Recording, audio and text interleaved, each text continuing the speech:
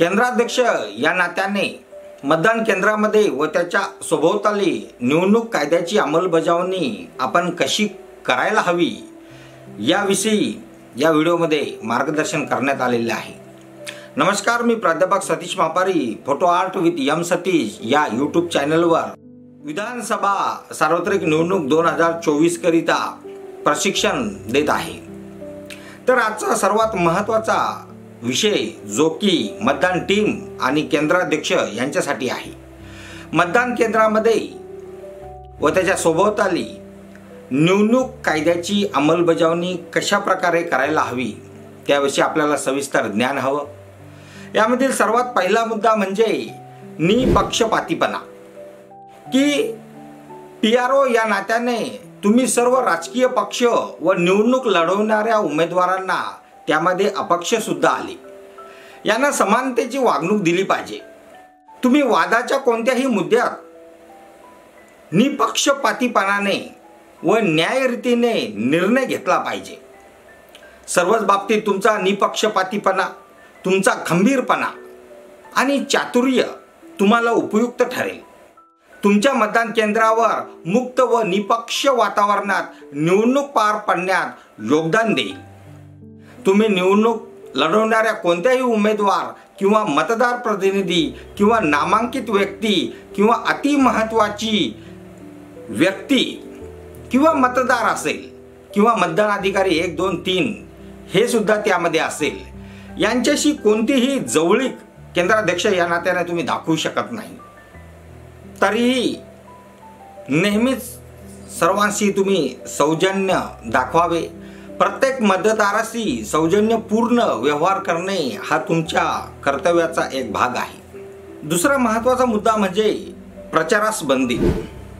मतदान केंद्राच्या 100 मीटर अंतराच्या आतमध्ये प्रचार करणे हा एक निवडणूक विषयी गुन्हा आहे।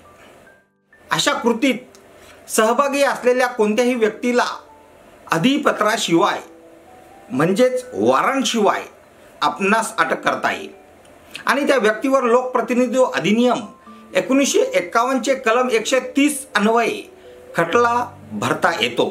जोडपत्र 1 मध्ये याबद्दल दिलेले आहे। आणि अशा प्रकारे 100 मीटरच्या आत मतदान केंद्रामध्ये 100 मीटरच्या आत प्रचार करणे हा एक गुन्हा आहे आणि प्रचार करणे यावर बंदी आणलेली आहे। तिसरा मुद्दा उमेदवार निवडणूक बूथ याविषयी आहे। निवडणूक लढवणाऱ्या उमेदवारांना त्यांचे निवडणूक बूथ हे मतदान केंद्रापासून 200 मीटरच्या अंतरावर आणि त्या पलीकडे एक टेबल आणि 2 खुर्ची या प्रकारे त्या ठिकाणी ते मांडू शकतात। ऊन, वारा, पाऊस यापासून संरक्षण व्हावं म्हणून ते त्या ठिकाणी छत्रीचा वापर करू शकतात किंवा एखादा छोटा पेंडॉल सुद्धा ते त्या ठिकाणी टाकू शकतात। परंतु अशा निवडणूक बूथवर गर्दी होऊ नये याची काळजी त्यांनी घेतली पाहिजे। आपण कोणत्याही प्रकरणाच्या उल्लंघनाबाबत तात्काळ आपल्या क्षेत्र अधिकारी यांच्याशी आपण संपर्क साधला पाहिजे। त्यांच्या झालेल्या घटना लक्षात आणून दिल्या पाहिजे। शांततापूर्ण रीतीने मतदान पार पाडण्याच्या उद्देशाने आवश्यक सुधारणात्मक कारवाई वेळेवर केल्याची खात्री करण्यासाठी या सर्व बाबी करणे आवश्यक आहे। यामधला चौथा महत्त्वाचा मुद्दा मतदान केंद्रामध्ये किंवा त्याच्या आसपास गैरशिस्त वर्तन। यामध्ये जर एखादी व्यक्ती मतदान केंद्र परिसरात गैरशिस्तीचे वर्तन हे जर का करत असेल, उदाहरणार्थ ध्वनिवर्धकाचा वापर, ध्वनी क्षेपक याचा वापर, मेगाफोन इत्यादी गोष्टीचा जर का ते उपयोग करत असेल आणि असं काही करताना आढळून आले असेल तर आपण त्यांना पोलिसांकरवी समज देऊ शकतो किंवा अटक सुद्धा करू शकतो। लोकप्रतिनिधित्व अधिनियम 1951 चे कलम 131 जोडपत्र 1 मध्ये याच्यानुसार त्याच्यावर खटला सुद्धा आपण दाखल करू शकतो।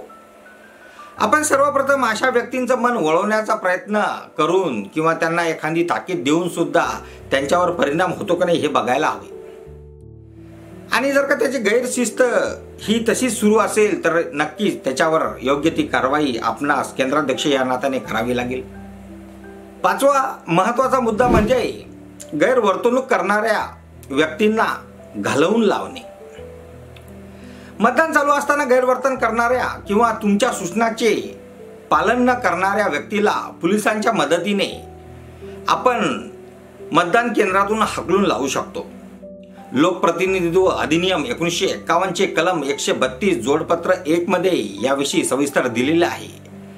आपणास त्या ठिकाणी मतदान शांततेत घ्यायचं आहे आणि अशा वेळी जर का कोणी उपद्रव त्या ठिकाणी दाखवला केला तर निश्चितपणे अशा व्यक्तीवर आपण शासनात्मक एकदम कडक कारवाई केली पाहिजे. सहावा मुद्दा,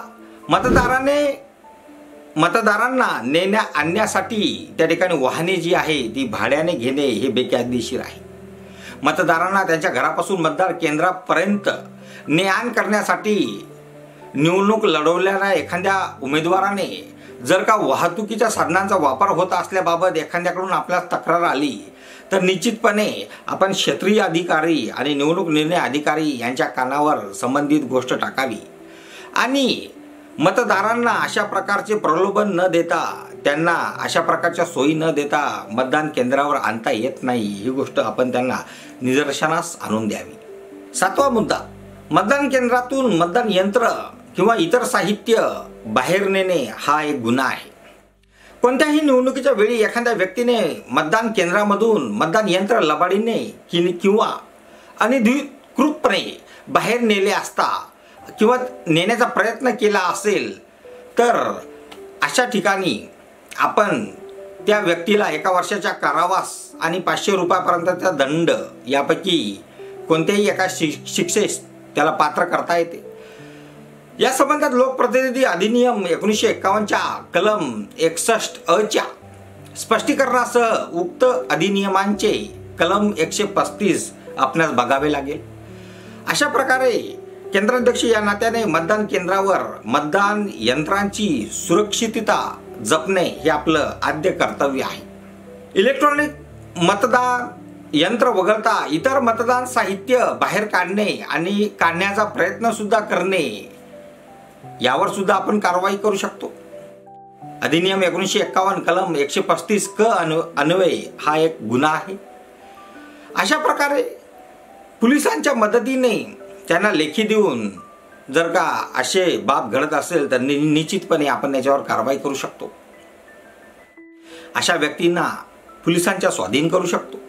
आठवा मुद्दा, निवडणूक अधिकाऱ्याकडून झालेला पदीय कर्तव्याचा भंग हे अतिशय महत्त्वाचं आहे. आपले लक्ष लोकप्रतिनिधी अधिनियम 1951 यांच्या कलम 134 याकडे देखील वेधण्यात येत आहे.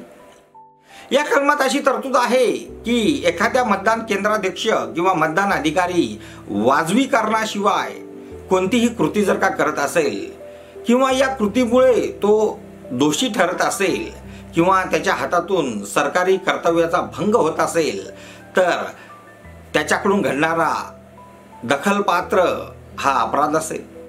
त्यामुळं निवडणूक अधिकारी या नात्यानं आपलं जे पद आहे या पदाचं जे कर्तव्य आहे याची आपल्याला जाण असली पाहिजे.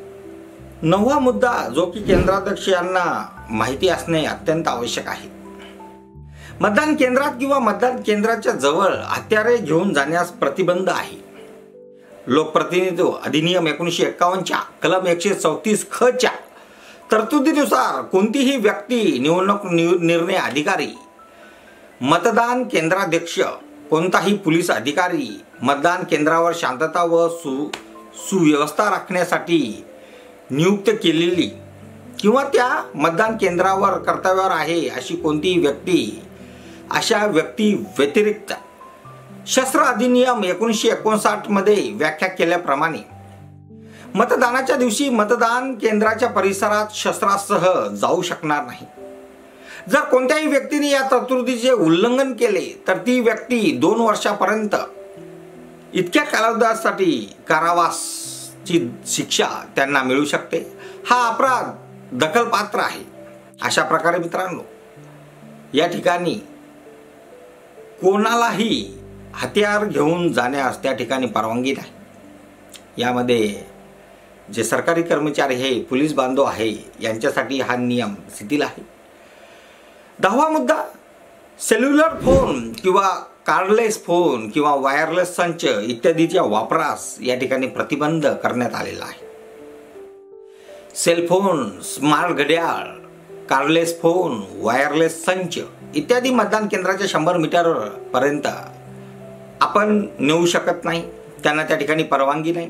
मतदान केंद्राध्यक्ष त्यांचा भ्रमणध्वनी हा सायलेंट मोडवर मतदान केंद्रात वापरण्यास परवानगी आहे. एखाद्या मतदान केंद्रात सूक्ष्म निरीक्षक जर नेमला असेल तर त्यालाही मोबाईल फोन हा सायलेंट मोडवर वापरण्यास परवानगी आहे. नेटवर्क जर का उपलब्ध नसेल आणि अशा प्रदेशाच्या बाबतीत वायरलेस संच किंवा सॅटेलाइट फोन वापरण्यास मतदान केंद्राध्यक्ष यांना परवानगी दिलेली आहे. तर अशा पद्धतीनं मित्रांनो, केंद्राध्यक्ष सोडले तर इतरांना मतदान केंद्रावर मोबाईल फोन वापरणे हे प्रतिबंध केलेले आहे. अशा प्रकारे एकूण 10 प्रकारचे जे महत्त्वाचे मुद्दे आहेत, या मुद्द्यांवर जर का केंद्राध्यक्ष या नात्याने तुम्हाला माहिती असेल तर होणाऱ्या प्रत्येक घटनांना तुम्ही अडवू शकता. तुम्ही सावधगिरीने त्यावर कारवाई करू शकता आणि मतदान केंद्राध्यक्ष आणि मतदान टीमला या सर्व नियमांची माहिती जर का असेल तर कोणताही अनुचित प्रकार आपल्या मतदान केंद्रावर घडणार नाही अशी आशा करतो. तर मित्रांनो, महाराष्ट्र विधानसभा निवडणूक 2024 करिता photo art with M Satish या यूट्यूब चॅनलवर आपण प्रशिक्षण घेत आहोत. आपली सर्वांची या विधानसभेसाठी P1, P2, P3 किंवा केंद्राध्यक्ष म्हणून नेमणूक झालेली आहे. आपल्या सर्वांना माझ्यातर्फे हार्दिक शुभेच्छा. निश्चितपणे आपण यशस्वीपणे ही निवडणूक पार पाडाल अशी मला पूर्ण खात्री आहे. पुढच्या व्हिडिओमध्ये लवकरच भेटू. तोपर्यंत नमस्कार, धन्यवाद, थँक्यू.